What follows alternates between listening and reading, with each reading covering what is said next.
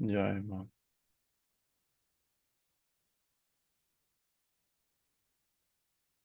O Mangalam Gurudevaya Devi Bimatriksha Mangalam Mangalam Bhakta Brindevyo Sarvalokaya Mangalam Om Stapakaya Dharmasya Sarvadharma Sarupini Avatar Varishtaya Ramakrishnaya Mangalam Om Guru Brahma Guru Vishnu Guru Deva Maheshwara Guru Deva Param Brahman Tasmai Shri Gurave Namaha Om Sarashiva Samarambam Shankarachara Majamam Ashmarachara Prayantam Vande Gurum Paramparam Om Bhadrakala Namo Nityam Saraswati Namo Namaha Vira Viranga Vedanta Vyajastana Evacha Sri Ganesha Sharada Guru Bhyo Namaha Hari Om. Jai Ma Jai Ma. So after too long of a break, we'll continuing with our discussion on the Devi Gita from the Srimad Devi Bhagavatam. This is from book 7 of the Srimad Devi Bhagavatam, which is of 18,000 verses. So this is book 7, I think, in I'm forgetting just now. I think like in chapter either 27 or 47 it starts, something like that. But anyways, it's an important part, and we've been this chapter, we're in chapter 2 of the Devi Gita when it's separated separately like this. And the first chapter described the spiritual crisis in the world that caused the gods to lose their position and a great demon to come. They went in and performed tens of thousands of years of austerity to get a vision of the mother to ask a boon. And right now we're in mid-vision. The boon is that she'd be born as Parvati to marry Shiva, have a son Kartikeya to kill the demon Tarakasura. But in the middle of this revelation, right, they're asking questions headed by the Himalaya. The head of the spokesperson for the gods is the Himalayan mountain, to whom she'll be born. Right, so she'll be born in his family, in his home, right? And so occasionally you'll hear him being addressed, but it's not just him, it's all the gods are being addressed.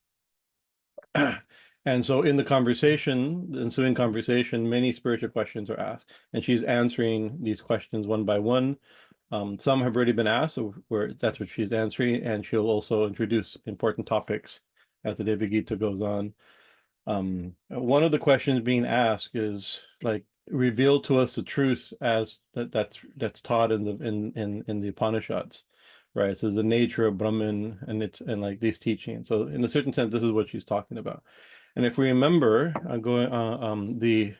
the title, I'm not sure if this has an official chapter title. Sometimes the end of chapter there's a summary. I have to double check the original in the sense I have a version that has those summaries, and in the Srimad Bhagavatam of 18,000 verses spoken by Sukadev at the time of the sacrifice. Here ends the 47th chapter of the, and it describes the name of it. I'm not sure, I don't remember what the name of this chapter is, but our translator, the main version we're using by C. Mackenzie Brown, right? He gives his own titles that he considers like the essence of the chapter, right? And this one is called "The Goddess as the Supreme Cause of Creation." So we have to remember this is what we were talking about, right? The end game that all that's being discussed and all the different ways it's going to be discussed. Sometimes we get lost in the details. We've already been complicated details using the language of Advaita Vedanta and other. Today we're going to venture or introduce the language of Sankhya, especially for next week also, to use to describe this. But ultimately, the point is she's revealing herself as I'm the source of creation. I'm the cause of creation. Creation meaning the manifested world of the universe, right? Of Jagat, right? Jeev Jagat, you could say, of the individuals and the manifested world. Yeah, I'm going to go do a share screen.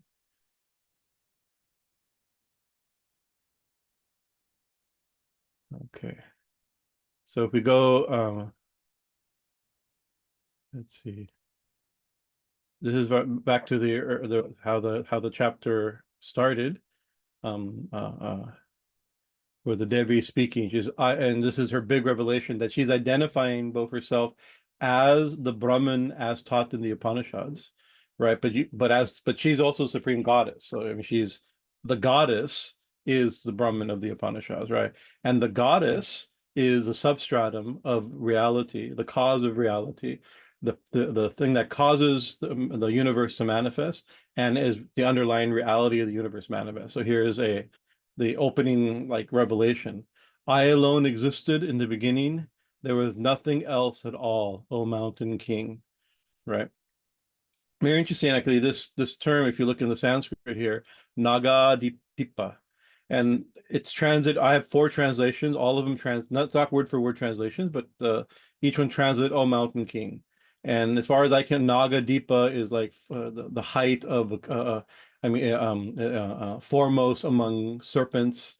So it's some connected. It's interesting because that's the name later in today's verses. The same name's going to be used. I need to do a little more research on why specifically this name must. It's if you look at online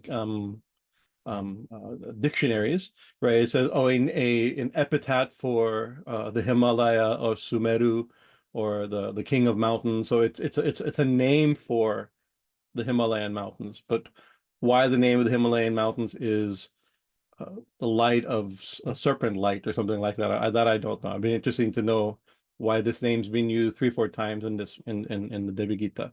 But I'm getting distracted here. The purpose of the of Revelation, I alone existed in the beginning. There was nothing else at all. My true self is known, and now he gives examples of identifying herself as the Brahman of the Upanishads. I am known as pure consciousness, as the highest intelligence, the one supreme Brahman. So that's a very clear statement. Now the it here in verse 3 is that Brahman, or I, right? But here it's been using that language. It is beyond reason. That Brahman, which is pure consciousness, is beyond reason, indescribable, incomparable, incorruptible. Right. So that's in those in 1.5 verses, she reveals the philosophical and ontological truth. I existed before everything.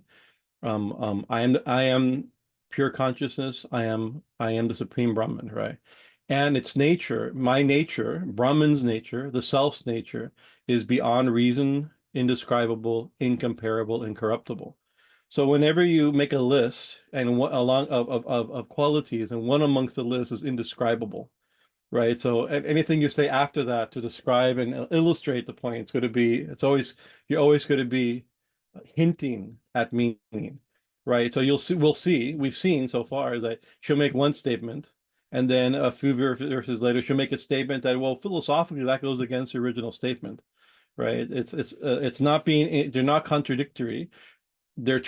She's describing, revealing to limited minds, right, and limited philosophical and intellectual systems and categories, something that by definition is non-definable, right, is indescribable beyond reason, right? So, I mean, these are can't be compared to anything is incorruptible, right?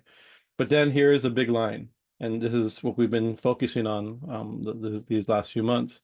From out of itself evolves a certain power renowned as Maya, right? So from out of what? Out of itself. Whose self? Herself, which is pure consciousness, the supreme Brahman, the one that existed before everything. So before everything, she existed as pure consciousness, supreme Brahman, and out of herself, out of itself, out of Brahman's self, evolved a certain power called, renowned, is famous for, or described by for generations, as Maya. So now the real topic of the next 20 verses we've discussed thus far, of this chapter, is the nature of Maya, right? Maya can be described in so many ways. She herself lists. I'll give look, it's neither real nor unreal. Nor is it both. what is it? She goes, so, then she lists that whole, where is,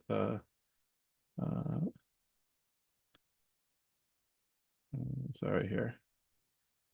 Some call that Maya the power of austerity, some call it darkness, some call it still others dullness, or knowledge, illusion, matter, nature, energy of the unborn, right? Those verses in Shaiva scriptures just describe it as Vimarsha. Those who know the doctrines of the Vedas, meaning the Vedanta, call her powerful ignorance. So she's listed 8 or 9 definitions of different ways of thinking of this one power of Maya. But the topic ultimately being described as Maya.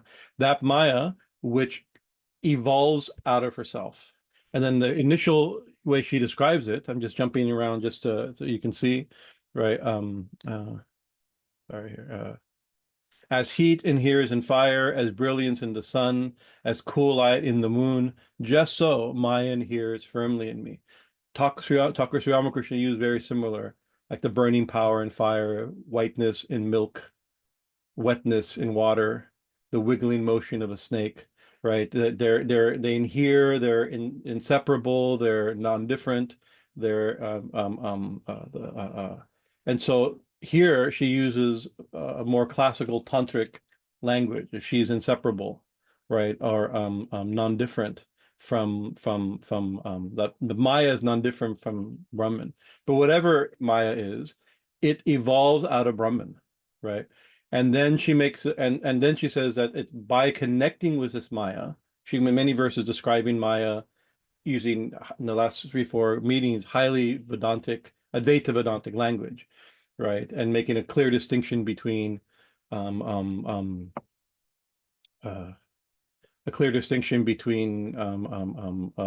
that are Maya is unconscious, where the self is conscious. That harsh distinction, analytical distinction between everything that can be the difference between the perceiver and the perceived. We talked about this, right? And so, well, Brahman or the self is a perceiver, Maya is perceived, right? And the perceived is never conscious. Only the one that's perceiving is conscious. So that language was there. But so it's the classic language of making the distinction between Maya, right? This power that evolves out of Brahman and Brahman, right? But she's also going to make the statements that Maya, that it comes from her. It's different from her from a Vedantic perspective, but ultimately it evolves out of her. It's part of her. It's some Shakti that comes out of her, right? And the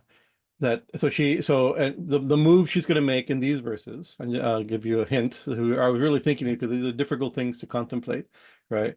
First, she says, that the Devi is Brahman, right? From Brahman, from me, she says, or we can say from Brahman or from the Devi comes Maya, some Shakti, some power, some mysterious power, right? Then the verses today, connected with Maya, means Brahman plus Maya, right? She becomes the cause of this world. That's ultimately, so she's Brahman, the goddess is Brahman, or the Brahman is the goddess. From it evolves Maya. From Maya, connect her and Maya together, right, becomes the cause of the world, right? Often in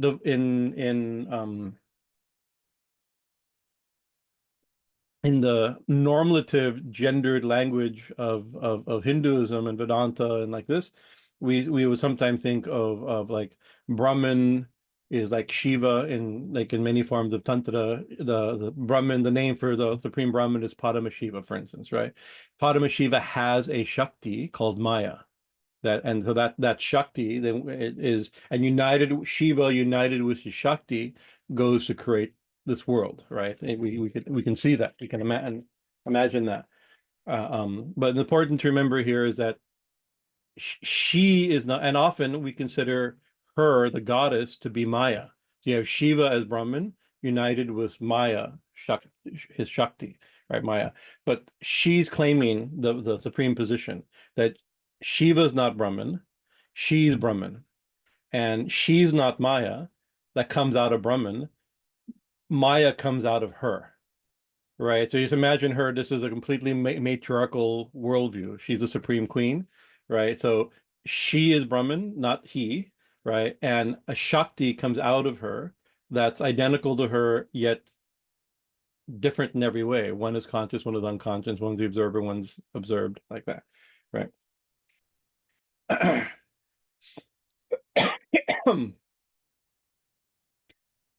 In verse 6 of the we got, let me go back to verse 6 here.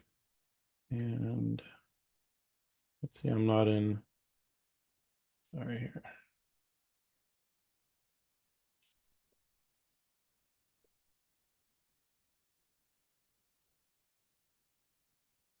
Sorry, I'm having trouble with my share.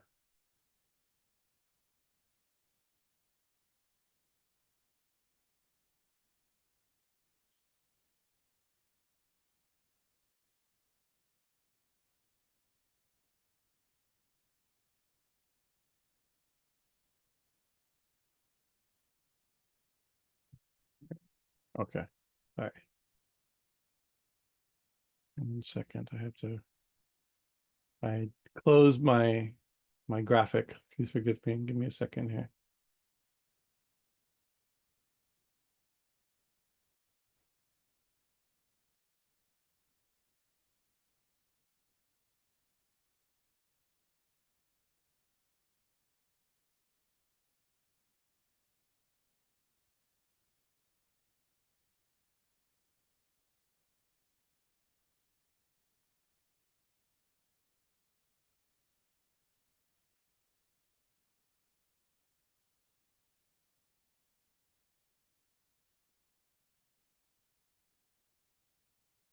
Sorry.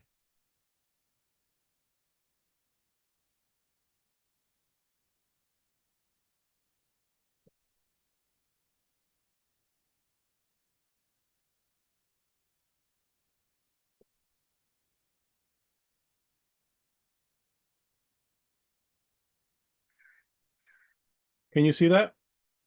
Okay, sorry. Forgive me. Okay. Verse 6. So in verse 6, this is from time ago. No, verse maybe not even inspired, verse 7, I think. Okay, sorry, verse 6. Um by uniting with this inherent power in mind, right? She unites with her inherent power, Maya, right? I become the cosmic seed. That's the topic today, right? She's going to continue the theme. I become the cosmic seed, right? So this is the and in verse 8, let me find verse 8 here. 6, 7, 8. So this is an interesting verse. I think this is important. So I connecting with Maya, become the cosmic seed. The seed of what? The seed of the world, the seed of everything, right? And then so now she's describing, so basically, by becoming the cosmic seed, a seed is the cause of something, right? From a plant comes from a seed, right? So a seed is the cause. So by say I become the cause of the cosmic seed, I become the cause of the cosmos, right? Through its association with consciousness, Maya is called the efficient cause of the world, right? Through its evolution into visible realm, it is said to be the material cause. Now, so here is she's a cause. The title of this chapter, our title of this chapter is the goddess as the supreme, the ultimate cause of the world. So she's describing two different types of causes, right? It's very interesting. Let's see here. The term, let's see, it's when I first, I mean, I read this 15, 20 years ago when I first gave classes on this. I remember, like, I wonder if it's, I mean, material cause and efficient cause, right? These are Aristotle, and if you know about Aristotle's four causes, right? These are categories of Aristotle's categories. And I don't know whether or not the goddess was quoting Aristotle here, so I don't know if it's like these are similar ideas, and that the English, our translator is using Western categories to describe these ideas. So the term that's being used for efficient cause is nidami tattva, nirmit tattvam. I'm going to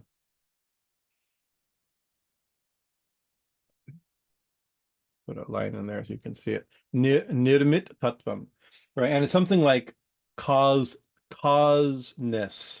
right? Or the tattva, the essence of cause, right? So that's often something. It could be translated efficient cause, right? And then in the second line it says sama vayitvam, right? There that is like a combination of matter, right? So the thing that makes matter do stuff or brings matter together. So that's something he's translating as the a material cause, right? So since this whole thing is how the Divine Mother, how the Supreme God is the ultimate cause, both material, efficient, and material cause, we should describe that. Like we described it a while back. I just want to recover it. So the in for Aristotle, there's many different types of causes we can do. Aristotle had four main ways of causation, right? So he did one is called the efficient cause is the thing that that's making it happen, the doer, right? And that could be a person doing. Like I could be the efficient cause of doing something. It could also be like the force I'm using to do something, right? Then the material cause would be the substance of, like, oh, let me use that the classic example that's used throughout the normative example for this is, let's say, like a table, right? Or you have a table, so the material cause of a table is wood. Right. I mean, if you're making a wood table or a wooden table, the material, without that, you would have no table. Without wood, you wouldn't have no, without the matter, or without marble, you couldn't get a marble statue. So it's, in one sense, it's a type of cause, right? So by saying she's a material cause, I mean, she's like wood is to a table, the goddess, through its evolution into the visible form, she is the material cause. She's like wood. She's the wood of a table, or she's the thing itself, right? Then the efficient cause in the table example is like the carpenter, right? And not just carpenter, but it could also be carpentry, right? The act of doing, the skill of doing it. Without that, there could not be made. A table could not be made. So she's the one that's making it, and it's from her that it's being made. So Brahman herself, associated with Maya, associated with consciousness, right? Becomes the doer, like the one that does the world, right? And then her Brahman and Maya together evolve, right, using the Sankhya idea into this visible world. She becomes the stuff out of the world of which the world is done. There's the two other, just for the same completeness, is the one is the formal cause, or the form cause, and this is like the design of a table. Like three or four legs make a table, right? Right. If you have two legs, it's not a table, right? So it's like there's something that the form itself is one of the causes of something, and the other is a final cause, and that's like the teleological cause. Is like, what's the table for? For putting stuff on, for eating dinner on, for holding your mug or computer and things like that. So that's one of the causes. There's other causes also. She herself will mention one more in the next couple verses, right? So here she's saying, I'm the material, I'm the efficient cause. Consciousness with Maya becomes the thing that does it, and then Maya, because of its connection with consciousness, beginning to evolve into the visible world, is what it is, it's the substance itself, right? So I'll close this. So the topic being described is, how do we get a universe, right? That's a nice philosophical point. It's like, the way I sometimes think of it is like, why is there something instead of nothing, right? Nothing is a better option, I think. If you get my vote, nothing would be awesome. you know. And out of all possibilities, something's really hard to justify, something's very hard to create, something to maintain, to where did it come from? Did it come from nothing?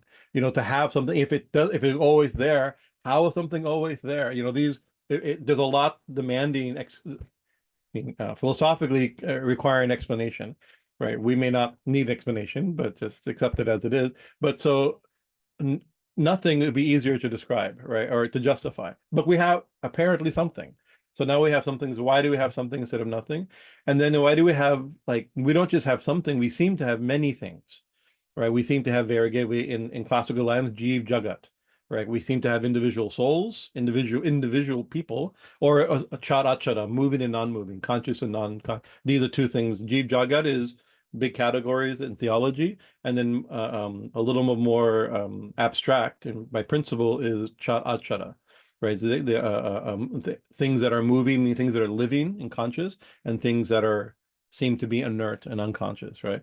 Right. So how do we get from one thing, existence, one thing to many things? And so this is ultimately what's being described. How do we get a universe specifically, right?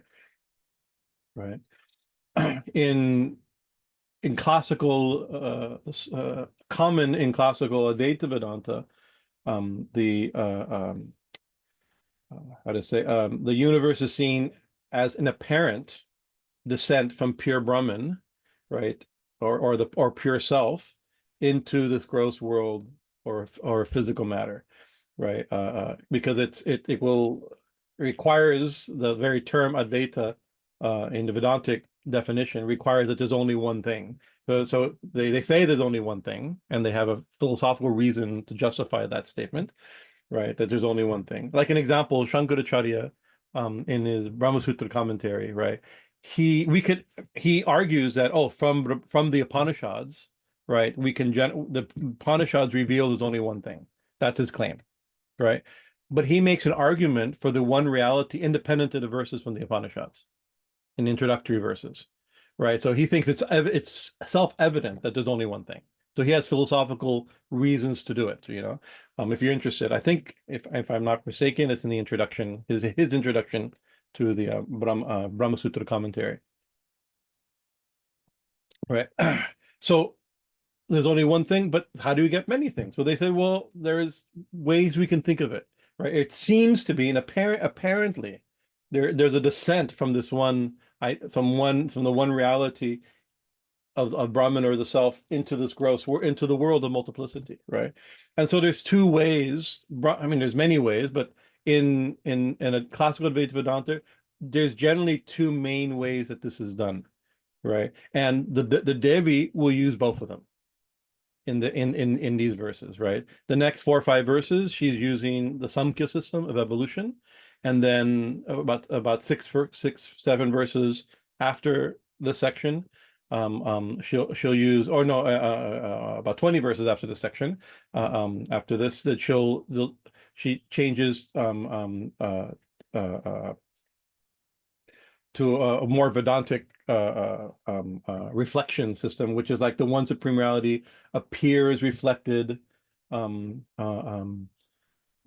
in Maya into the manifested world, something like that, or sometime, and then there's a subcategory of that of superimposition. We see a world, there's no world, right? It was only Brahman. We see a world. We see a world where there's only Brahman, or because of Maya, the one Brahman appears as a world. There's because of the medium of Maya, so it uses that language. But the beginning, she'll use this language, and some schools of Vedanta will use this language. It's convenient.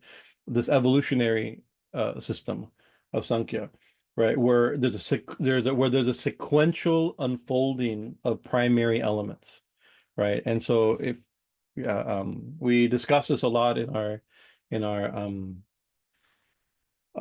some of our courses, in our subtle anatomy course, as well as in our Hindu goddess course, we talked about the 24 tattvas, the 25 tattvas of Sankhya, where you have the five elements, and then those become connected with the different gunas, and consciousness become earth, fire, water, ether, then becomes smell, taste, sound, hearing, like this, and it becomes the instruments that hear and taste and see, And so you eventually end up with mind, intellect, and ego. You eventually get the manifested world that evolved out of prakriti, right? The main duality there is purusha and prakriti. Purusha being conscious, right, the self, and prakriti being an immaterial, non-conscious substance, right? And due to the connection of or proximity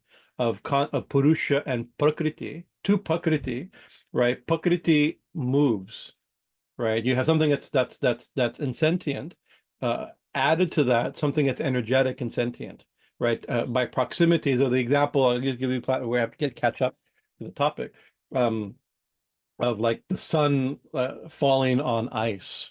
This is one classic example that's used, right?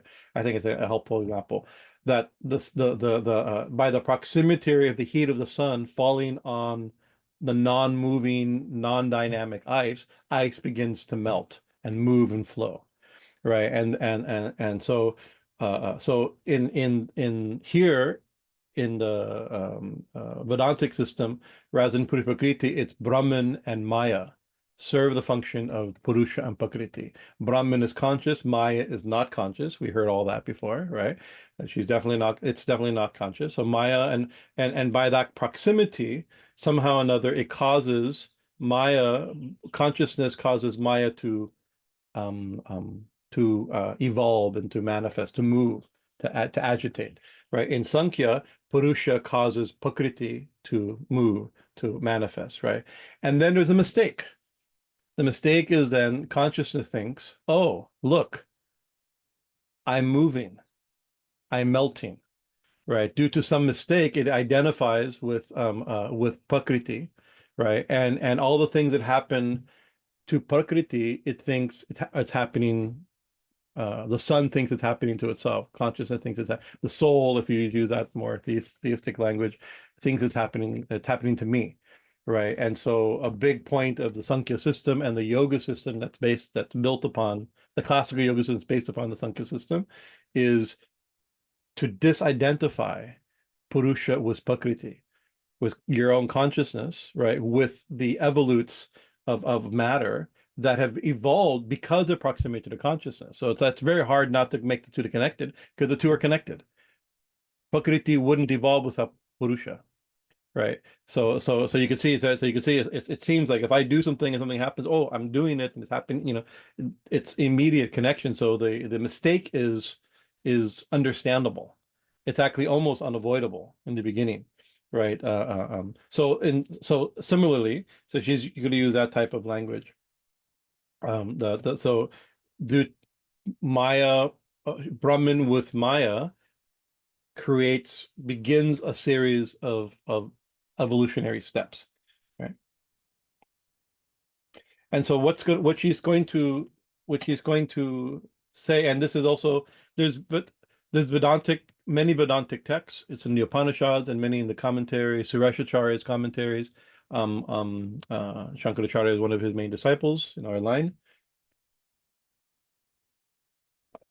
We'll use this three-body, the Treha Deha. If you remember, if any of you taken our subtle anatomy class, right, this is something we talk about, the three bodies. We have the causal body, the subtle body, and then the gross body, right? The subtle body, the causal body is called the Karana Sharira. The subtle body is Shukshma Sharira, and the gross body, the physical body that we usually see, is the Stula Sharira. The subtle body, which was the topic of our subtle anatomy, is where we got the name, right? Kind of is like the pranas and the chakras and the nadis, right? So that system that upon which the gross body, the physical body, the obvious body is built, right? But underneath it, unseen, there's principles and subtle things and energy flows and things like that we call the subtle body. But behind the subtle body, where does the subtle body come from? There's a causal body.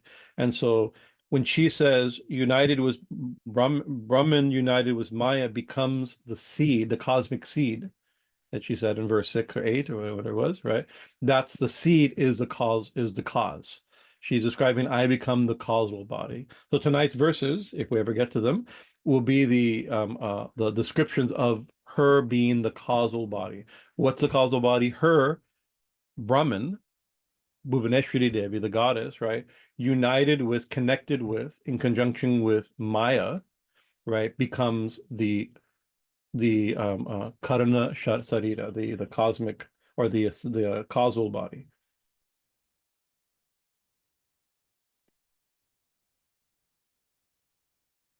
So this seed, this cause, is equivalent to Prakriti in Sankhya, right? From which the other evolutes evolved, right? Right. But there is a difference, even though she used in this language of way we describe in this harsh Vedanta distinction between Maya and the self and Maya as conscious and unconscious, right? In Sankhya, Purusha is conscious and Prakriti is insentient, non-conscious, always, right? That's his definition, right? But here, when she unites with Maya, which is non-conscious, right? This new seed, right, is unconscious, but it's also conscious. And the verses we ended with is like, oh, that it's a nature of Satchitananda. It is never not dear. It uses this language as the essence of love and as consciousness, right? So she is not, she here is normally in Sankhya, the she would be Prakriti, which is unconscious. But here the she is the Supreme Brahman, right? That's connected with Maya. That is Satchitananda, right? And then later at the end of the end of this series of verses, I mean, it'd be very clear she is the tantric goddess, Bhuvaneshwari, using this language of Vedanta here. So let's get to our verses. Let me see. Well, actually, I did something here. Oh, I did it wrong. I did it again. Okay, share. I pushed the wrong button again. Sorry. I mean, it's been a while.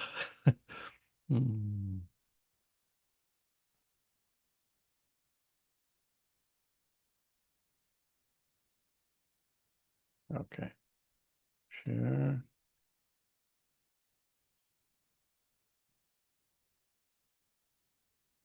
Just I created a graphic for the three bodies. Just to remind you, because not everybody in our group have taken the subtle anatomy class, right? So we have the physical body or the gross body, Stula Sharira, the subtle body, and the causal body.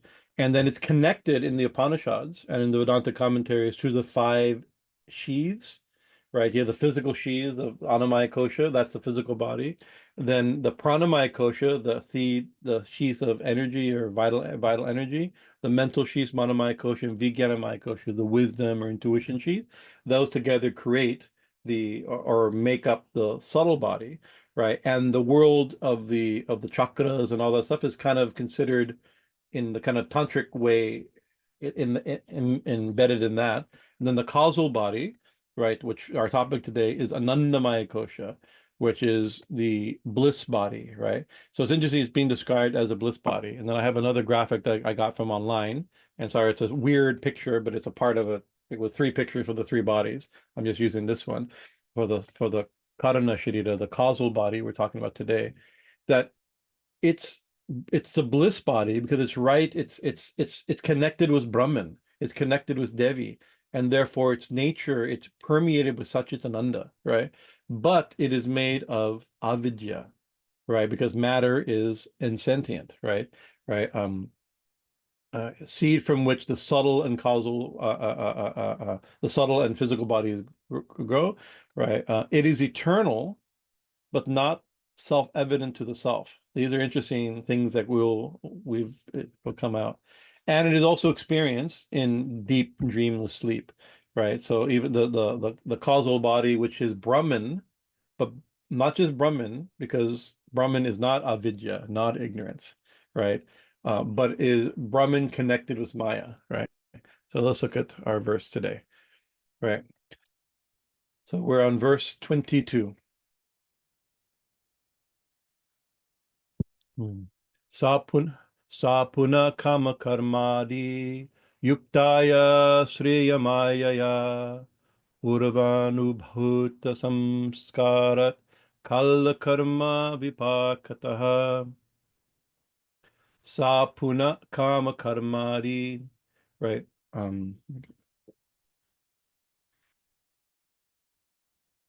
Sa punaḥ kama karma adi, right? So sa punaḥ is like, once again, this sa here, the sa refers to the self, right? So the discussion of the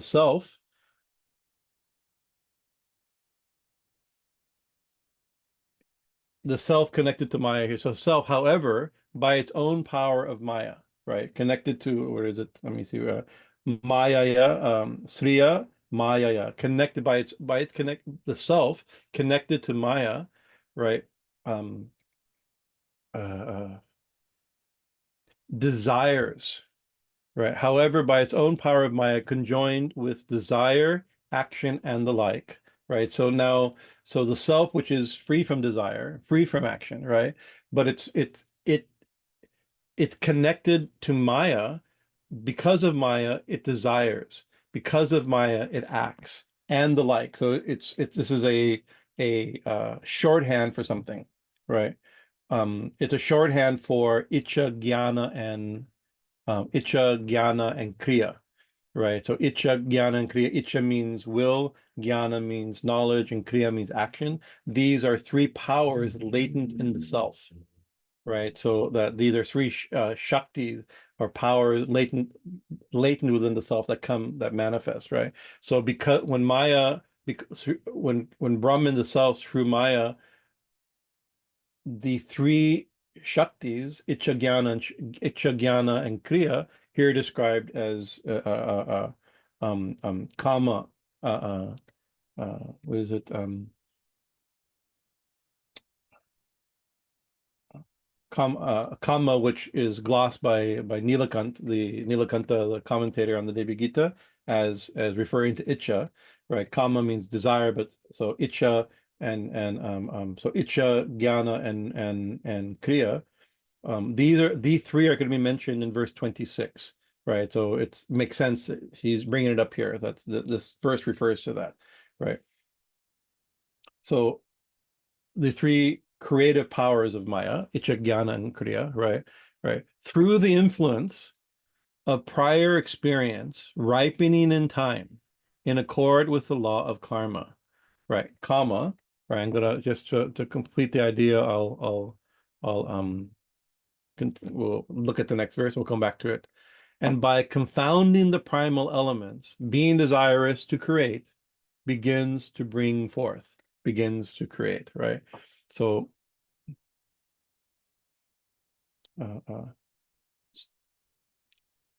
so we have to, this is repeating. Let's repeat what was said earlier, or just repeat what was said. The goddess unites with her own Maya, and then the latent powers of icha, jnana, and kriya become activated. That's what's being said.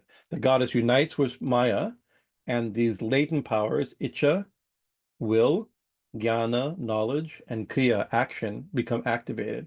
And she becomes, by this act or this phenomenon, right? She becomes a causal body, right? The causal body and unevolved seed of the universe.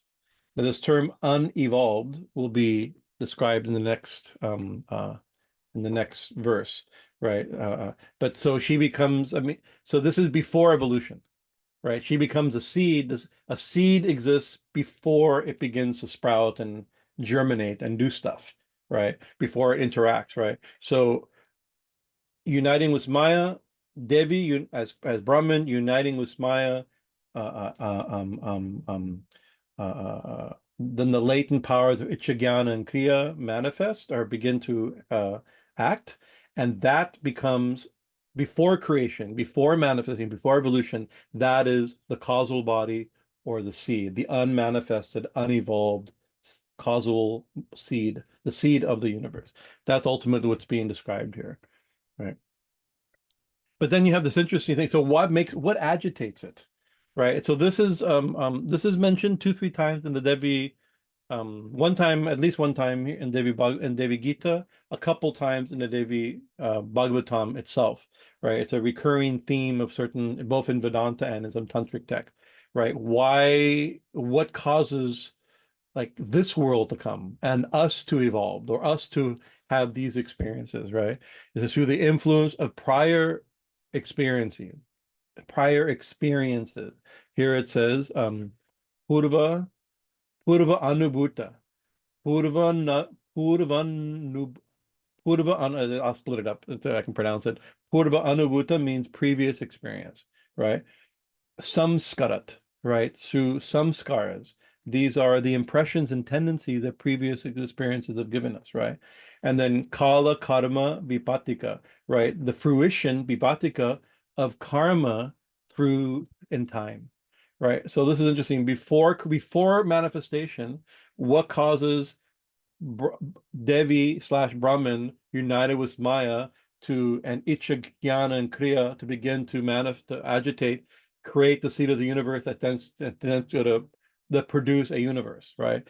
It's the inherent previous experiences and the karmas inherited, the fruition of karmas, right? That means that before creation, there had to be previous experiences, right? And before creation, there had to be previous samskaras, right? Of who, right? So usually it's said of jivas, right? That something like this, right? Of souls or at least us. We can describe this. It's hard to make this into describing like why did all these souls are latent in the cosmic seed. Some texts will describe it just like that, right? From a hardcore Advaitic perspective, it's hard to use that language, and she's in her hardcore Advaitic perspective right now, right? But we can think of it ourselves. Why, before we manifested, let's just make it personal, like and immediate, right? We have our physical body, right? Our gross body. We have our subtle body. But what's the source of it? Why do we have a body at all? Why do we have a form? Why do we have individuality and thinking and experience and variegated experiences? Right? Right. From the self itself. If we're the self, right, which is unmanifested and unevolved, right? What causes it to evolve and to either evolve into a world or mistake itself into thinking it's an individual in an imaginary world, however you want to think of it, right? It's our previous experiences, right? Which is interesting, right? Prior existence, karma, time, samskara, right? So within this there's a background thing that's not being described, and that is cyclic experience, cyclic existence, right? There was a time, it's like before this creation, there was a previous creation. Before that creation, there was a previous creation. The idea that creation is constantly coming and going, right? Manifesting and unmanifesting, from seed to plant, and then back to seed again, right? Back to its pradhan. It's back to Prakriti agitates, to use a Samkhya system. Prakriti agitates in connection to Purusha and creates the evolutes, and then this association again, it comes back down and again, right? Right. So I don't know if this can be explained, right? I have a philosophical mind, and right now I haven't worked on this problem in many years, right? In my earlier days in my philosophy of religion craze, these were things we like to think about and read Western and Eastern philosophers describing different perspectives on it. So I'm a little out of practice of all the their arguments are ways to try to understand it, right? But in a lot of these texts, right, like for us, like what, right? Before creation, the creation started because of previous karmas and experiences and samskaras. That doesn't make sense. To the audience to whom this is being spoken, it's simply taken as a given. That's what happens, right? It's not because we have, I mean, I think partially it's because of Christian theology and Western philosophy has created some of this idea of that, oh, God, it's like before God created the universe and before God created us, how could God didn't create us because of our previous experiences? That doesn't make sense. We don't have exactly this conception, right? Uh,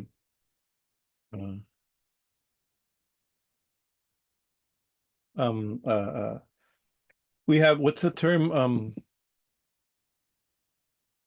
I know the term, my pronunciation, correctio al ex Ex, nihilo. Swami, can you help me with it? ex nihilo? Next, Creatio ex nihilo? correctio ex nihilo. My tongue is, I'm not doing good with Sanskrit. I'm not going to do good with his Latin, I think, right?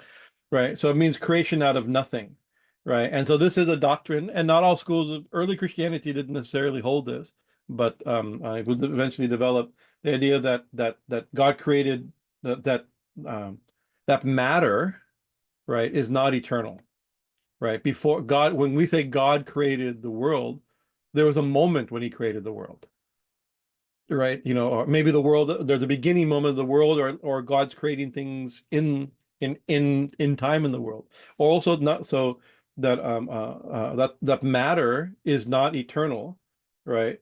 But was created by some divine creative act. We think, oh, we use this language a lot, the creator. And here the chapter is called the goddess as the supreme ultimate creator.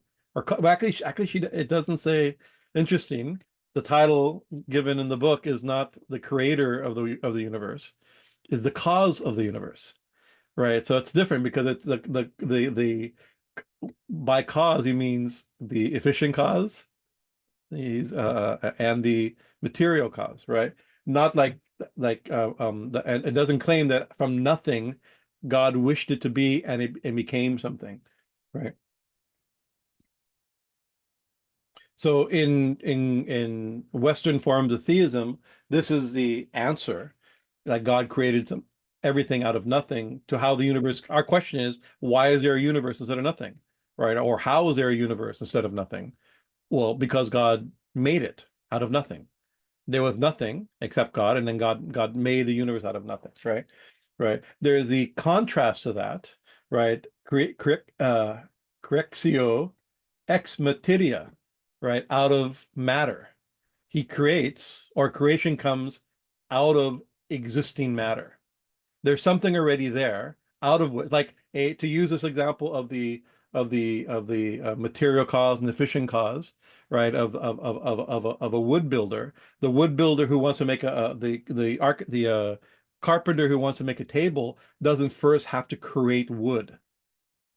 Has to be wood there upon which he can act and become the efficient cause to make a table, right? But he's making table out of pre-existing wood. He doesn't have to make wood or make stone out of nothing, right? So and so most schools, maybe I can say all schools, but I don't want to make this bold statement of Indian philosophy and Indian theology assume that matter is eternal in some way. It's always there, right? Sometimes it's manifested is in evolution. Sometimes it's evolved, and sometimes it's not. Sometimes it's in a seed form. Sometimes it's in a plant form, right? It's a manifested form, right? Nothing. So this is and so there's a term. My ex nihilo nihil fit means nothing comes out of nothing. Right. So you can say we can maybe because of our Christian programming or Western. I'm not critiquing. I'm just recognizing the categories in which we're looking at Hindu scriptures, right? In Hindu philosophy, we can't help but see it through some of these philosophical, theological ways of thinking. It's hard for us to think otherwise sometimes, right? But the idea, well, God makes it out of himself.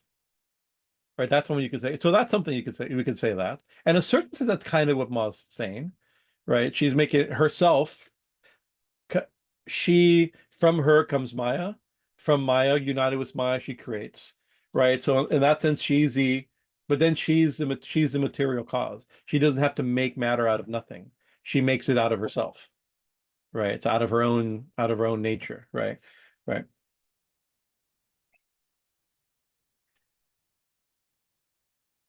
So in the Chanda, I have in my notes here, from the Chandogya Upanishad, book 6, chapter 2, verse 1, right? It describes a world, that before the world was manifested, there was only existence itself, right?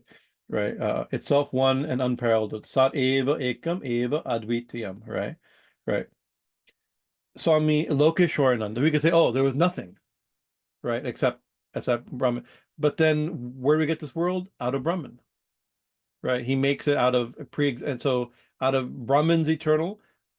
And so that's one way we could say that he makes it out of himself, right? And Swami Lokeshwarananda, a great monk of the Ramakrishna order, whom we had a chance to meet one time many years ago in Tribuco, he wrote a commentary of this verse on this verse. He says something out of nothing is an absurd idea, right? So that's like, of course, we say, no, but that's like most, like Islam holds that, most of Christianity holds that. It's like it's an impossible idea. It has to come out of something.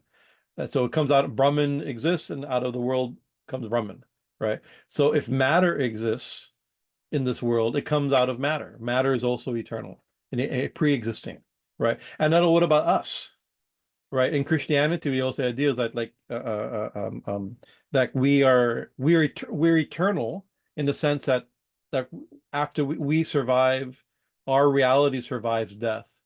So the belief is like we survive after death, and we'll either wait for the resurrection or go to heaven or to hell or something, some version of that, right? And like that we survive death, or maybe be reincarnated, we survive death like this, right?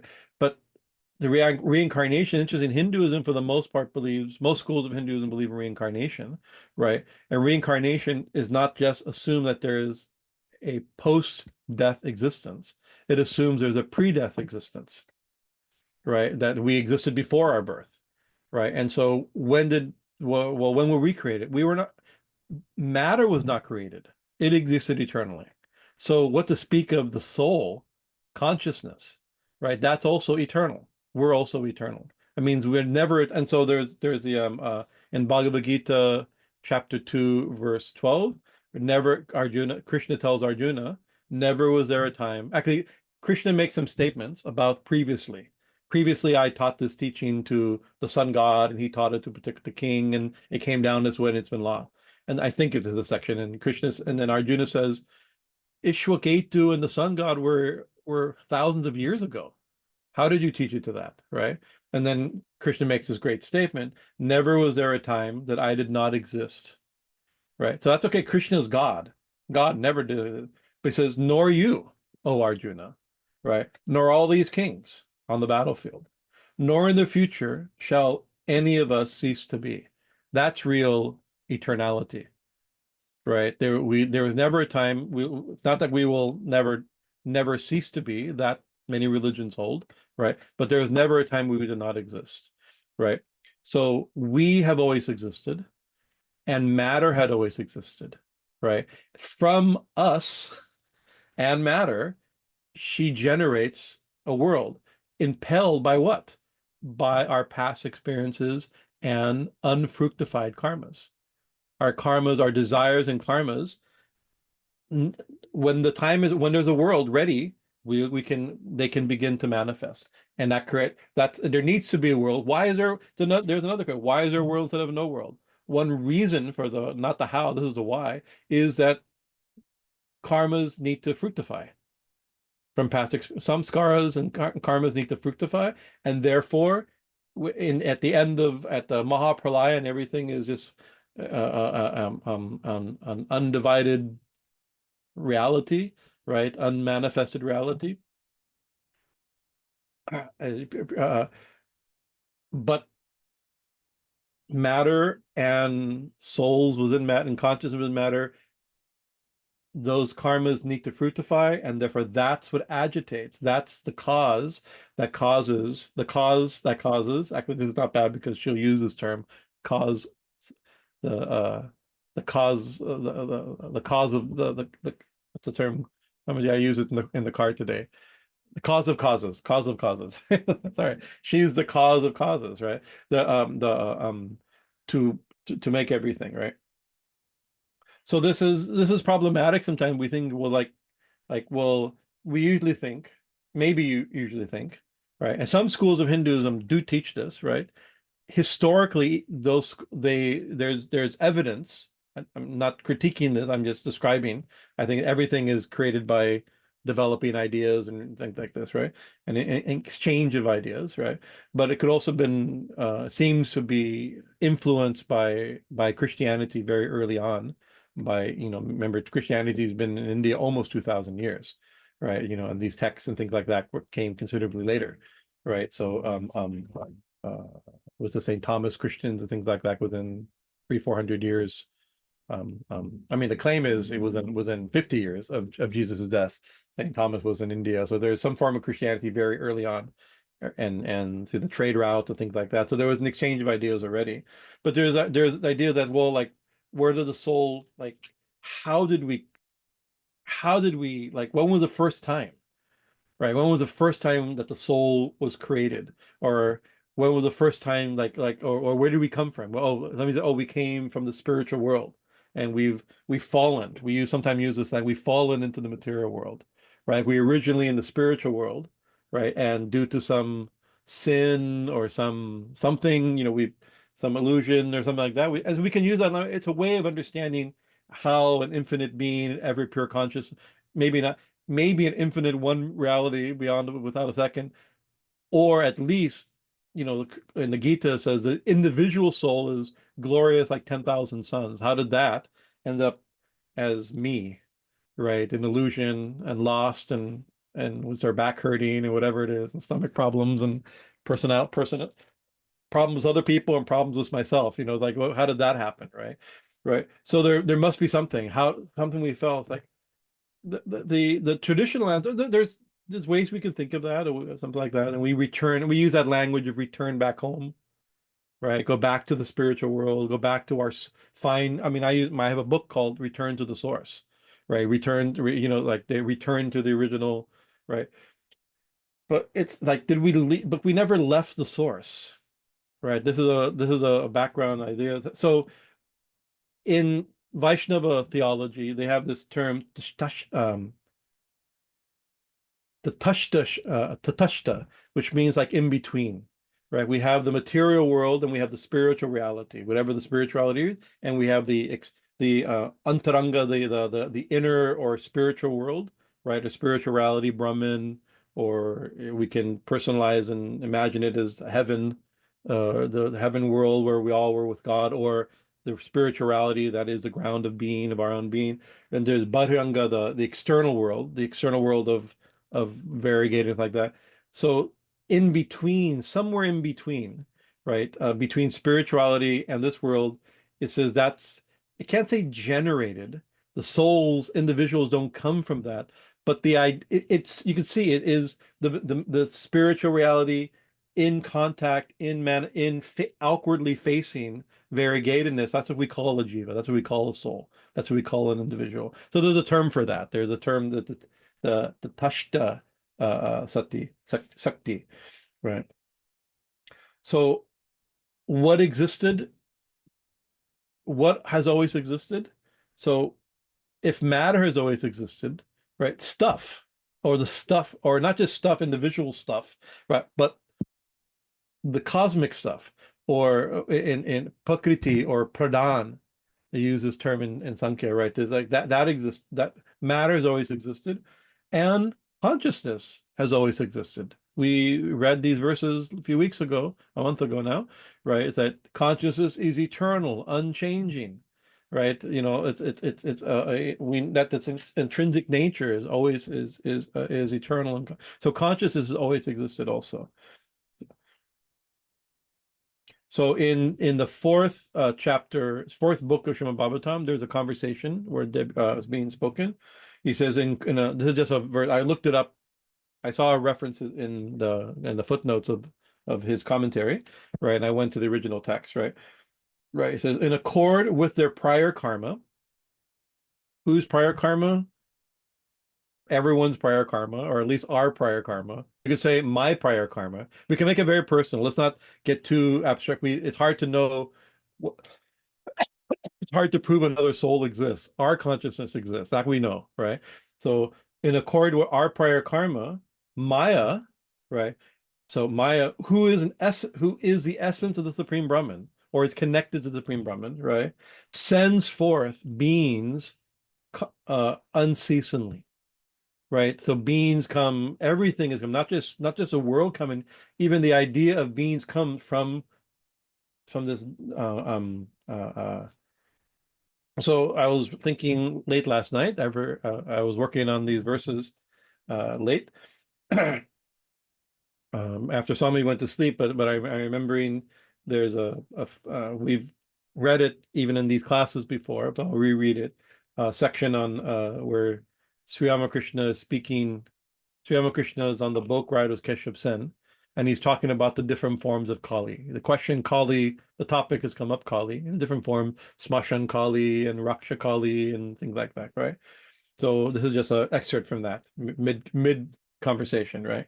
When the universe is destroyed, there is the great dissolution, right? So that, okay. Then Ma gathers up and keeps all the seeds of creation.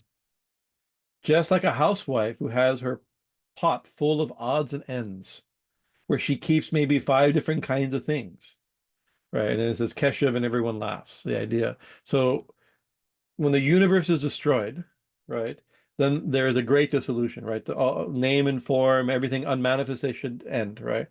Right. And everything gets merged back into it. But then Ma gathers up everything into one pot, right? Symbolic, like gather everything. Just like a housewife has I think in the gospel it says hodgepodge or something like that, right? I have in my house, there's always a junk drawer. And for me, everybody knows me, every drawer is a junk drawer. So some place where you put everything, right? In case you don't know where it goes, but you'll need it eventually, it's there, right? So this is the kind of idea that at the end of creation, everything is still there, right? It's just not manifest. There's manifestation, manifestation, and unmanifested, right? So when the universe is destroyed, there's a great dissolution. Then Ma gathers up and keeps all seeds of creation, just like a housewife who has a pot full of odds and ends where she keeps maybe 5 different kinds of things. Oh yes, housewives have that kind of pot. Inside are sponges, indigo pellets, little tied up bundles of cucumber seed, pumpkin seed, bottle gourd seeds. They keep all those things and take them out when they need them, right? They keep all those things and take them out when they need them. After creation is destroyed, Ma Brahma Moyi, Ma, the Divine Mother, who is in union with Brahman, who is full of Brahman, however you think of it, right? Ma Brahma Moyi gathers up and keeps all those seeds, right? Right. After creation, Adya Shakti, the primordial Shakti, lives inside this universe, right? She gives birth to the universe and then lives within the universe. And then we discussed this before, about just to finish the idea. In the Vedas, there is the idea of the Urbanabhi, the spider and its web. A spider brings forth the web from inside herself, and then she herself lives in that web. God is both the container and the content of the universe.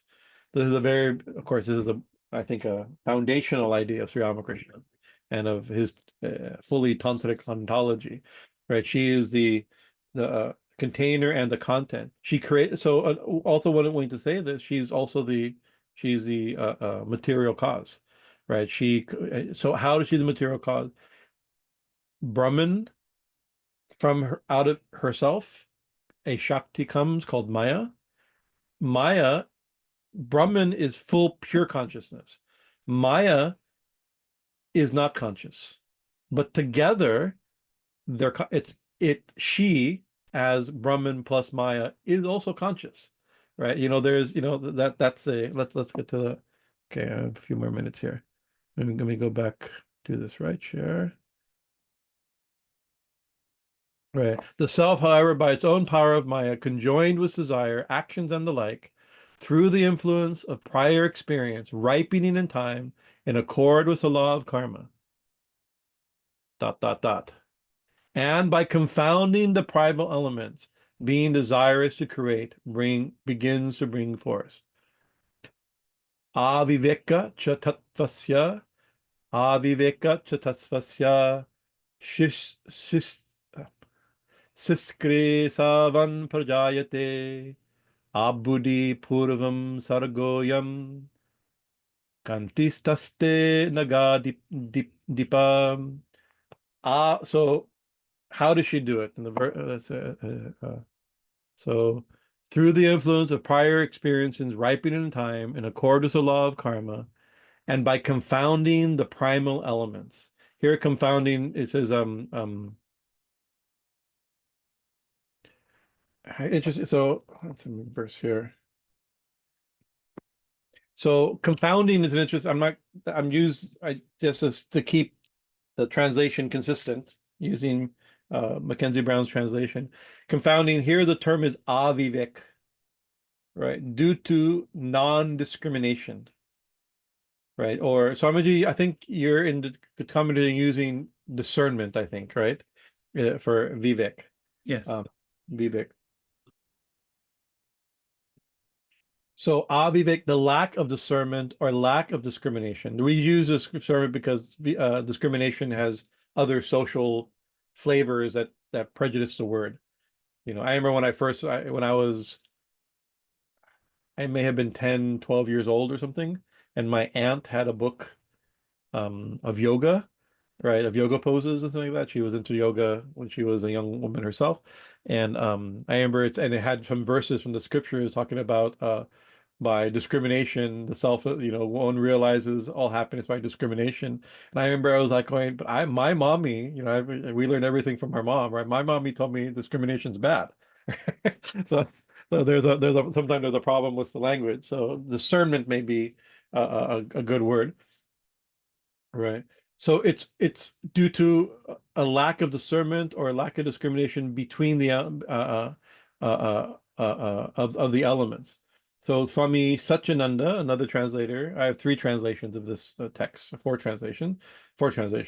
Because of lack of discrimination of the tattvas, the principles of existence becoming mixed together, creation comes forth. Or Swami Bhajanananda Saraswati's disciple, O mountain, the so creation is said to be affected. No, sorry. He doesn't do a good translation. The reawakening of the pralaya shukti is not done. No, he doesn't even, he works on he assumes the second verse to mean this, but second line of the verse is there. But it's 2 things. It says, let's see here, by confounding of the primal elements. So without avivek of the elements, right? Well, if you don't know and so the way this is usually interpreted is that like in Samkhya, like go back to this is using the language of Samkhya, right? So Samkhya, they also use this avivek between and the elements here are between Purusha and the elements of Prakriti. If you don't make that distinction, if you're confused about the distinction between Purusha and the elements of Prakriti, right? Then our world of illusion starts, right? So it says, according to Sankhya, I read my notes, it is the lack of discrimination, aviveka, between elements, especially between Prakriti and Purusha, that is responsible for creation, or to use the language of Sankhya, of evolution, right? Once again, by using creation, we're using already a Christian idea, and there's no creation. Creation that language is maybe not appropriate, right? So due to lack of distinction, right, of we get lost and think the elements of Prakriti are us or not distinct from us. Then being desirous, this is what's the term here? Sisṛkṣāvān, a desire to create comes, right? And prajāyate, we generate. The generation comes both from the previous verse due to previous karmas, fructifying and samskāras fructifying in time, right? That add to that, right? Lack of distinction between the elements, right? Then and the desire to and desire, then the desire, then it says then creation begins to manifest, right? Becomes come forth.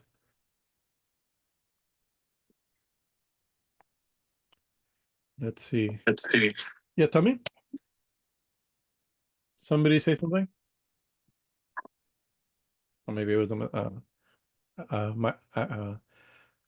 so the pictures I'm using, this is the famous, I forget the artist of this painting. This painting it's an SRF. I don't think it's made into one of their books, but it's made by an SRF. I mean, we met the artist. She came here. She gave us a copy years ago, right? And it shows the Divine Mother creating the universe, and in her hands are Brahma, or in the central lotus there is Brahma, Vishnu, and Shiva, right? Who are connected with Icha Shakti, Jnana Shakti, and Kriya Shakti. Right. So I think it's an interesting that she through these three Shaktis then goes to create, is a creatrix of the universe. Right. And this other picture, the artist is Ananda Vyadvik. I've used this picture before. It's just a very pretty picture. Also shows the Divine Mother. It's also called, I think the title of it is Maya. Right. It's how she's created. You can see the three Shaktis are going to her or away from her, coming from her. It's not quite clear what the artist's intention, but it's I like trying to find pictures that match a little bit the discussion. By confounding or aviveka of the primal elements, being desires to create begins to bring forth, right? Then is sargo'yaṃ.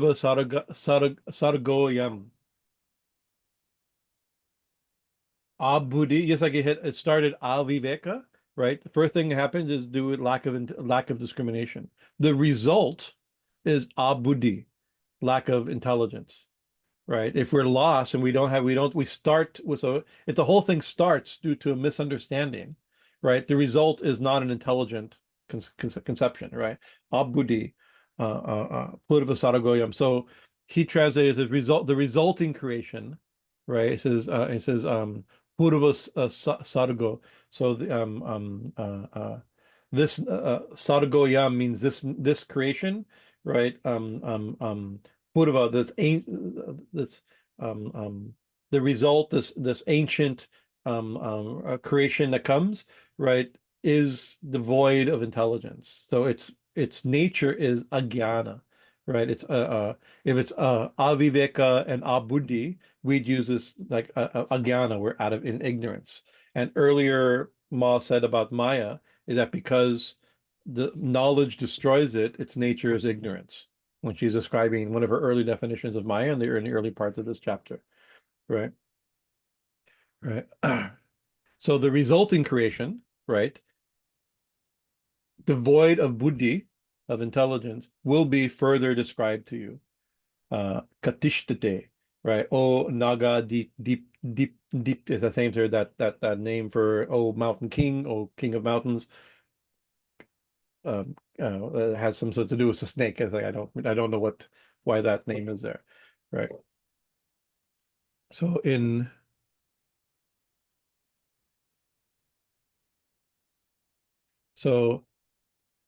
attadi yanmaya proktam mammarupa malokilam avyakritam tad avyaktam maya shabala mityapi. This extraordinary form of Maya. I love this. Like this line is, I think, is very lovely. What's the word here?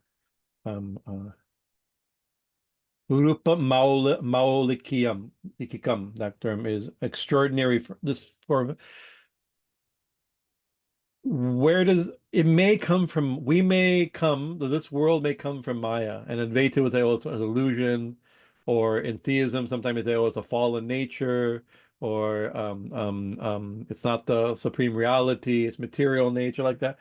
But the source of it, the seed, the cause of it, right, is described as extraordinary. The extraordinary is Brahman, the Devi, with her own Maya. due to unclear understanding of the tattvas and previous karmas, she desires or it desires to bring forth. That is it is described as extraordinary. I think it's a very beautiful thing. Whatever the source of it is extraordinary. This form which I have mentioned, and then it uses avyakritam and avyaktam, right? And Maya Shabala. These are the three main qualities. It is unevolved, unmanifested, right? So these first two, unevolved and unmanifested. Avyaktam. In Vedanta, avyaktam is a state of unmanifested existence, or potential that goes beyond all form of manifestation. So it's before it's not that it won't manifest, it's before manifestation. So it's a supreme reality. So Brahman is unmanifested, but here this Maya, Brahman plus Maya, that's the seed, is the causal form, is also unmanifested. It's before manifestation. And this is avyaktam. Avyaktam is also, so avyakritam is sorry, get the two right. Avyakta and avyakritam and avyaktam. Avyakritam, so one is avyakritam is unevolved, right? Hasn't started the process of evolution yet. The next section, or next week, God willing, will be the beginning of the evolution from the one into the elements, right? Into ether, air, water, fire, earth, and then mixtures of that create. That's where we're going to this. How do we get a world, right? Right. But here is described this extraordinary form, right? This causal seed, the cosmic seed, the causal body, right? Is because before it's evolved and before it's manifested. And this term avyakta means unmanifested. It also means unspeakable, has both of these meanings. So it can't be described, right? Here we're trying to describe it. So if we're having trouble describing, you're having trouble uncatching it, it's avyaktam. It can't be described. And it's also unmanifested. It can't be described because it hasn't become anything yet, right? It's prior to that, right? Right. And so these are both described as in Sankhya and in Vedanta to be descriptions of mula prakriti. Prakriti itself before manifestations are described again and again as avyakritam and avyaktam. That's so it's using this very classic language, right? Yet becomes segmented. This is Maya Shabala. Shabala means uh, made into parts, right? So variegated, right? So this extraordinary form, which he has talked about, which is unevolved and unmanifested, unthinkable, right? Becomes segmented, becomes evolved, becomes manifested, right? Becomes describable, right? By Maya, right? So again, this is the topic of Maya. So I'm just going to go these last two verses so we can finish this section, right? Proyate sarva shastreshu sarva karana karana tattva nagādhipa sachitananda vigraha. There are some verses that are just beautiful that you love. This is one of those verses that I love, right? All proyate is declared. What is declared in sarva shastreshu? All scriptures teach, all scriptures declare. Of course, this is, you can think any scripture that doesn't say this is not a scripture in this text, right? So you could say other, like the Vedas declare, or the Tantras declare, right? But actually what's being declared, we can also extend this. I say the Bible declares and the Quran declares something not dissimilar to this statement, right? Right. Proyate sarva shastresu sarva karana karanam. That she is, or this is,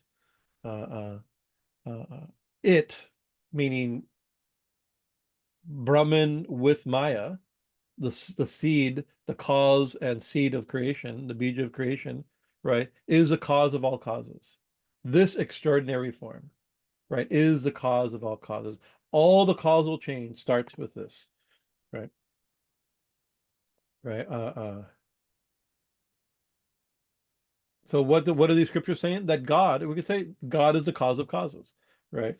Um, um, and so what is the cause in the car today? This is what we're discussing. What is what does it mean to be the cause of cause? So this may refer, but again, we have Christian concept and Christian theological concept, philosophical, Western philosophy and Christian theology that has developed these ideas, right? And we look to this cause of causes or cause of all causes, right? This could refer to, and it probably refers to something similar to what Thomas Aquinas used as the uncaused cause. He said everything has a cause, but there has to be a first cause, right? So this could be described as the first cause, right? And so a first cause, and it means that there a cause that didn't have a cause, right? So something like that. But it's interesting that whether or not this is the cause, an uncaused cause of all causes, all right, this is the language of theology, sorry. Um, um, I'm not sure if it's exactly that. It's definitely the cause of all causes, but is it uncaused? It's caused by an inherent Shakti within Brahman called Maya. It's caused by Ichcha, Jnana, and Kriya.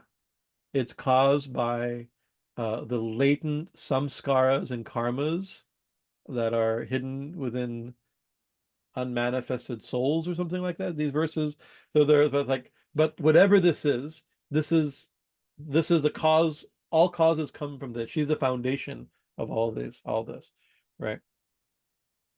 The primal substance behind the elements, right? All religious treatises declare it to be the cause of all causes, the primal substance behind the elements. So this is behind the earth, fire, water, ether, and the other list of 25, 26 elements, right? Or in Kashmir Shaivism, you have 36 elements, right? All the elements. She is this is the cause behind it, the primal substance that then differentiates into the elements, right? And as having the form, this is the beautiful part, as having the form is Satchitananda Vigraha. Vigraha means the form of Satchitananda. That means the source of everything. All scriptures declare, right, that this is the cause of causes behind everything, the substance behind everything, and it is the nature of Satchitananda, existence, consciousness, and bliss, right? So Maya Maya by itself is not Satchitananda. We heard that in the previous verses. And the self alone is Satchitananda. But Maya with self and Maya together becomes the seed of the world, right? The cause of causes, the causal body of the universe, right? Our causal body is Satchitananda, right? It's connected, right? So it's like together, right? Brahman or Devi plus her Maya creates this world. The source of this world is itself Satchitananda.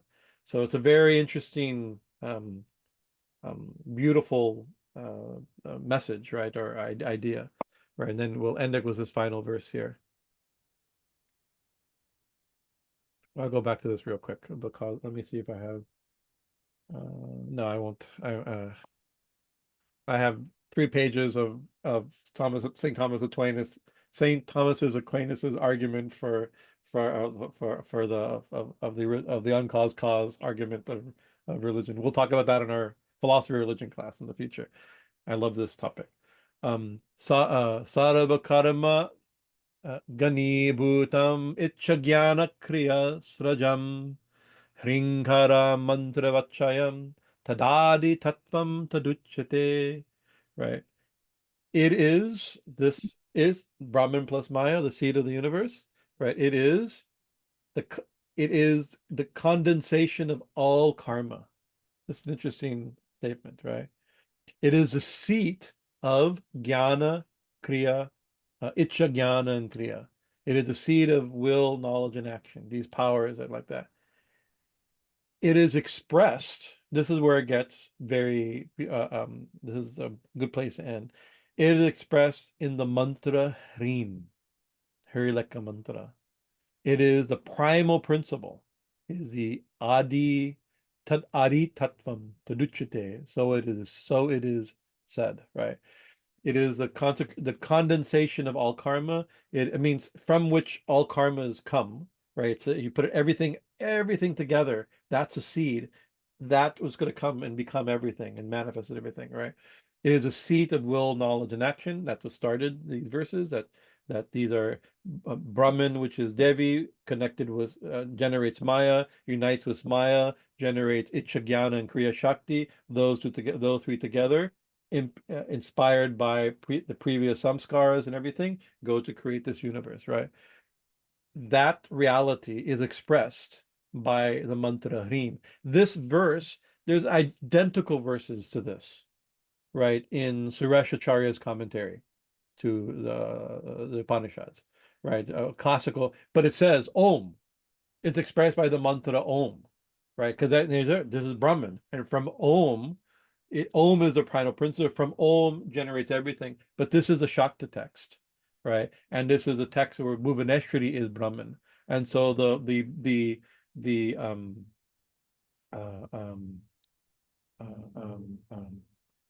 pranava mantra, the supreme mantra that represents Brahman in Vedanta and the Upanishads is Om, and the Devi Gita, it is Hrim.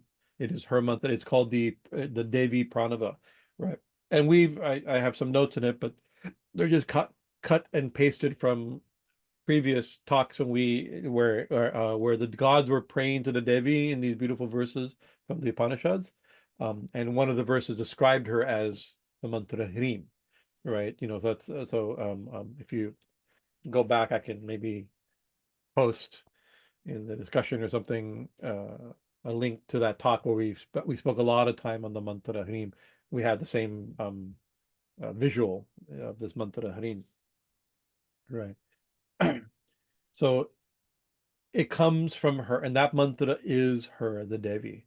And even if we say in those of you in the Ramakrishna tradition, we have a hymn, Sri Ramakrishna Stotram that Swami Vivekananda wrote, and it starts Om Hrim Ritam Tvamachalo.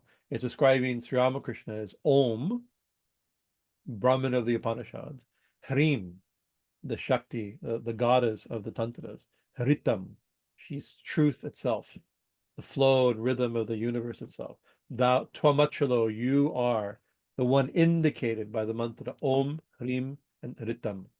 This is very, so it's, I mean, this is a beautiful, I think it's beautiful that after all this, it brings us back to Hrim.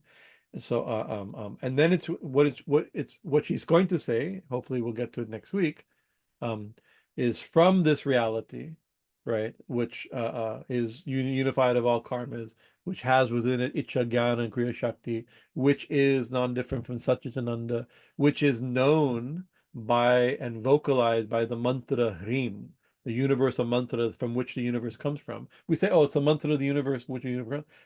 Now we're going to see how from that mantra, from Hrim, from the one reality, the seed, the causal body, we then generate the subtle body. That's next week's talk.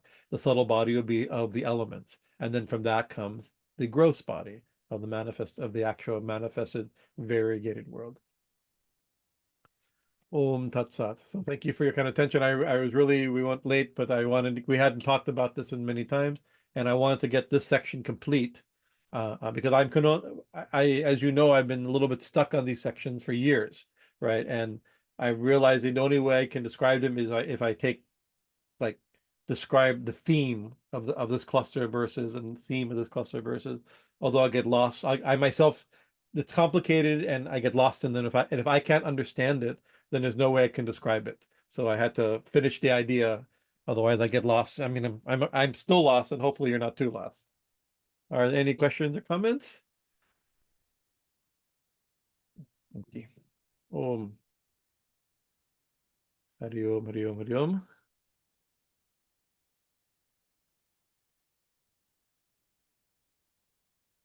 Hari Om, Hari Om. No is good. That's a good. So next week we'll leave it there because it's already 8:40. We'll describe. She'll describe the. It'll be a little math. There'll be some math involved in the commentary, if you read those verses, there's a chart, there's a graphic, right? You can look at that graphic, it's helpful. I may make a version of it, maybe I'll share it on the screen also. But there's a couple, well, at least one graphic, but trying to describe how the elements come down like that. It's a little complicated. It's complicated because we don't think of it all the time, right? But if you're in the Sankhya world and the Tantra world, this way of thinking, especially in the Sankhya system, is extremely common. This is how it's understood, and we see this type of list in many texts. Well, Guruji, Yes, tell me. I think Lakhanji, you have a question. Okay. Real quick, I think it was on the verses from before, but just curious if nagādhipa is the same as tattvasya naga. Yeah. So that's what I'm wondering now, because it's used twice in these verses, right? It started like that and I think I remember it's used earlier in a previous in chapter 1, and I think I actually investigated and gave some reason for it, but I don't remember what that reason is, right? Why this is the name Nagādhipa. I'll investigate again, because it's come up at least 3 times now, right? And it's always translated as Lord of Mountains or Mountain King or something like that as for the name. And I think if I'm trying to, it may be referring to the name of a particular peak in the Himalayas. Like we have like we have like Mount Everest or something like that. There's some, I think maybe there's a peak where that this particular peak is said to, this is where Vasuki or Anantashesh sat or did something, or there's something like that, and therefore the peak of the mountain, it's the topmost part of the Himalayas, the Sumeru of the Himalayas. Something I'm guessing it's that, but I don't remember fully. I'm half remembering, or I must be completely making it up with filling in the details. But I'll look it up more. Yeah. Yeah. Good. Chris, you have your hand. You had a question. Jaima Guruji, thank you for Jaima, I didn't say it was. I'm not familiar with your name there. Krishna Chechadan, Jaima. Yeah. Well, work name for work. But yes, thank you for discussing all that in the ontology from the Vaishnava perspective as well, from the tattvasya Shakti. And and I've tried reading a little bit or perusing the Satsandarbhas of Jiva Goswami that goes through that, and I wanted to know if you happen to have any commentaries on the Satsandarbhas that you would recommend that delve a little bit deeper into that by chance. Yeah, I know the text. I don't have a copy of the text. I don't actually. I'm saying that I don't think I have it. I haven't looked in that. I have a shelf where that would be, and I haven't looked at it in a while due to just pressures of other things, right? I can look, but I'm familiar with the text, and it deals a lot with where the soul comes from and these type of stuff within that. But I know that's where this intermediate stage is also mentioned. But even like you look at some of the commentaries, just very shallow, just perusing, just remembering, like, oh my God, what's that name? Looking up the word and just trying to remember, and glancing at a few well-known thinkers in the Vaishnava community that use this term, that sometimes we'll use the term one way and later use the term in a different way, right? So they're not always consistent, because it's unclear, right? That ultimately it's going to be unclear, because the soul, like one text I was reading day before yesterday is like it's like whatever we're in a situation now of seemingly ignorance, and so we're given the opportunity to wake up, or to get liberation. But the question is, were we once liberated, right? And now we're bound, right? So Sri Ramakrishna himself said there's some souls that are always liberated, some souls that have been caught and want to get out. So he uses that type of language. So it's interesting. I have to reinvestigate Sri Ramakrishna's teachings on this too, because he uses this type of language that it's like how do we get caught, right? And so he sometimes uses that type of stuff. But anyways, it's not an easy not an easy one. And then you get also there's some sectarian differences. Some groups say it comes this way, and pretty soon, sometime even with within the same sampradaya, people are. I remember one time, this is a scene. My one time, it was many years ago, and I was in Vrindavan, my first trip to India, and pretty late at night, we were walking through the marketplace in that famous market in Vrindavan, a well-known marketplace, right? I was just being out because I was only going to be there for 1 day or 2 days, right? So I wanted to take full of daytime. We visited temples, nighttime I just wanted to see where I was, So I went with a walk with a local devotee, and I remember like at a little book table in front of a shop in the streets of Vrindavan, there's somebody who was in a vehement argument on like whether the soul comes from Vaikuntha or the soul comes in. And I remember like, oh, well, this is just being literally debated aggressively and disrespectfully on the streets of Vrindavan. It's like I realized to some people it's important.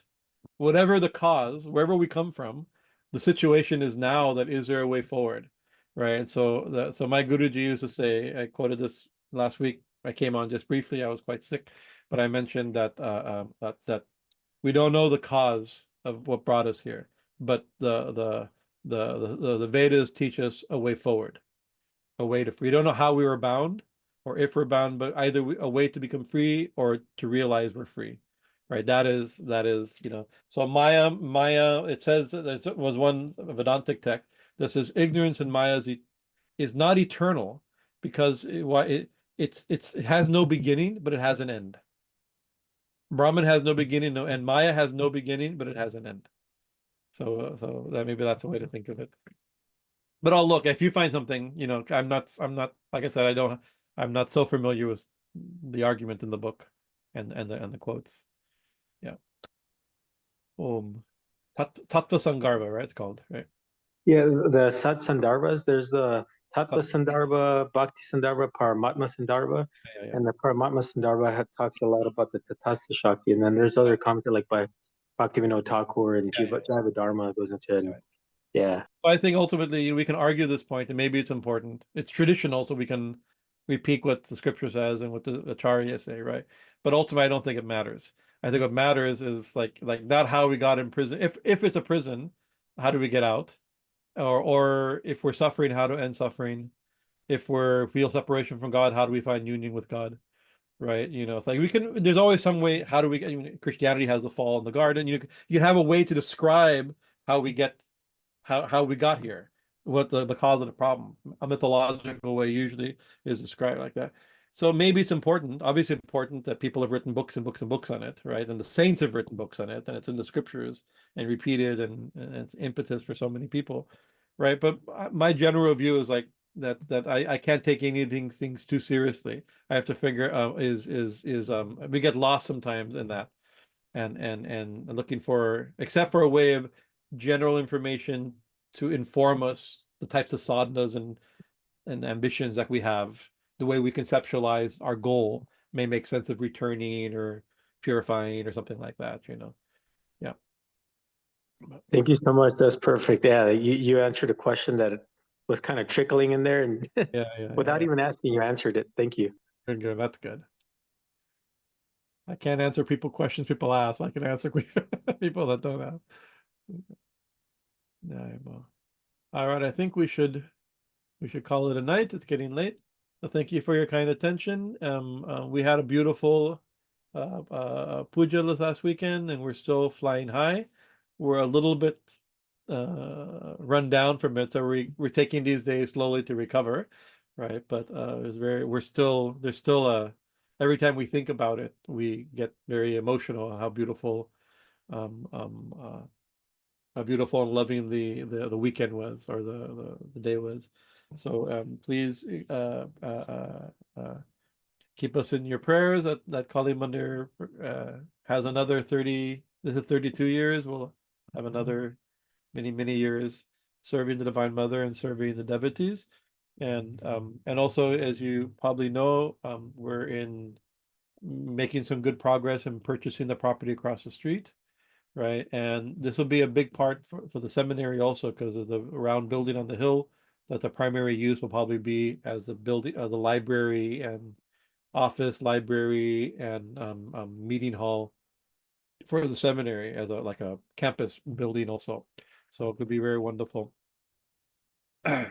So keep us in your prayers and your well wishes and the good ideas for fundraising and projects. All right, Jai Ma, good night. Jai Ma. Okay. Good. Okay, let me close here. Sri Guru Maharaj Ji ki jai.